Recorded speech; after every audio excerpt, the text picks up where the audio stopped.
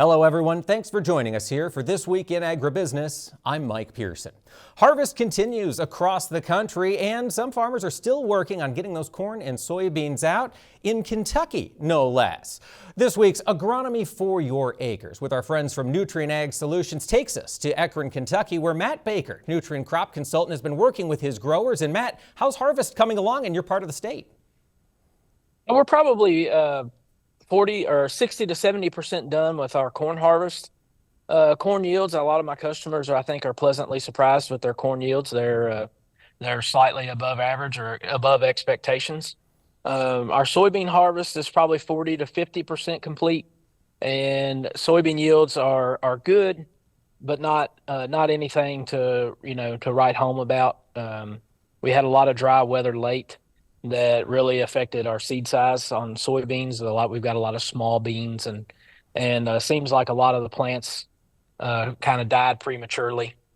So that's really kind of taken some of the top end off the soybeans. Absolutely. Those small beans seem to be common nearly everywhere this year. Matt, but with your farmers wrapping up harvest, I'm sure thoughts are turning to next year's season. What's on growers' minds as you talk to them in the combine? Yeah, so we're making seed variety selections for 2025. We're talking about our wheat crop is starting to go in this week. Probably here in the last 7 days, a lot of our wheat has gone in, and we're talking fall fertility and cover crops. We're applying cover crops now.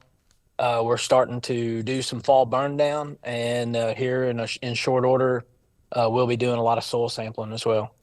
Soil sampling, of course, crucial. When we've got input costs where they are, you want to make sure you're maximizing the return on those investments. What sort of soil sampling will you guys be doing here as we get into fall? We'll do a lot of just random sampling in some of these fields, but we've kind of started picking up our grid sampling quite a bit. When you think about grid sampling, how does that differentiate itself from random sampling? What's the agronomist do that's different? So when we grid sample a field, for example, we'll be grid sampling this field after harvest here behind me. We will take this field and break it up into 5-acre grids. We also do 2.5-acre grids.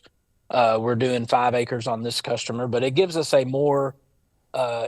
a higher detailed view of how fertility and pH and all of these factors vary in a field, as opposed to coming out here and random sampling and using a flat spread method for fertility. It gives us a much higher and much more precise idea of what's happening and how things are varying in the field, and helps us unlock some nutrients also that are either lacking or tied up or due to pH, and allows us to correct those. Absolutely, and I imagine it allows you to have more options for variable rate applications as well when it comes to fertilizer. Yes, sir. We typically kind of look at pH and how pH varies across the field, and we'll create a variable rate lime recommendation for this customer, and we'll come out here and variable rate spread the lime, and then we will sit down this winter and look at fertility and try to stay within a budget, but also not short the fertility to the next crop coming in. That's what it's all about. You got to have gas in the tank to get that next field across the finish line. If folks want to learn more about grid sampling, they can drop into any Nutrient Ag Solutions office and learn more at nutrientagsolutions.com. Matt Baker, thank you so much for speaking with us this week. Thank you, guys. I appreciate it.